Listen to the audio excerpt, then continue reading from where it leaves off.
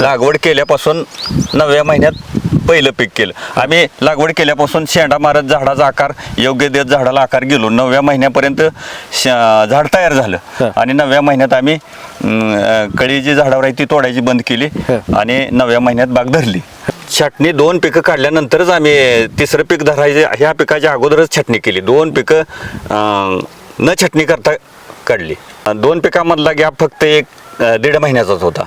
आम्ही पहिल्या त्याला रेग्युलर खतं पाण्याचं नियोजन करत गेल्यामुळं शेंडा मारत गेल्यामुळं कळी आणि सटिंग हे आम्ही टप्प्याटप्प्यानं होत गेलं. त्यामुळं आम्हाला छाटणीची आवश्यकता पडली नाही.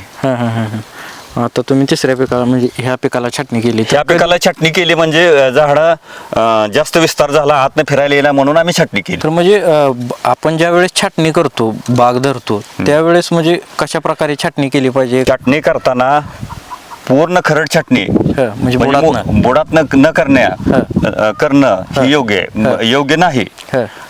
साधारण आपलं पेन्सिल काढी साधारण 3-4 फुटापर्यंत त्याचा बुंदा ठेवून वर छाटणी केली पाहिजे.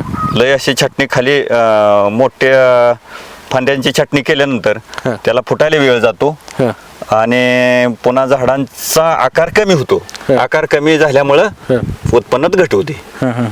त्यामुळं 4 ते 5 फूट खाली बुंदा ठेवून साधारण पेन्सिल काडी उडवून शेंडा उडवत गेलं तर ते आपल्याला झाडाचा विस्तार आणि फळांची संख्या भरपूर मिळू शकते.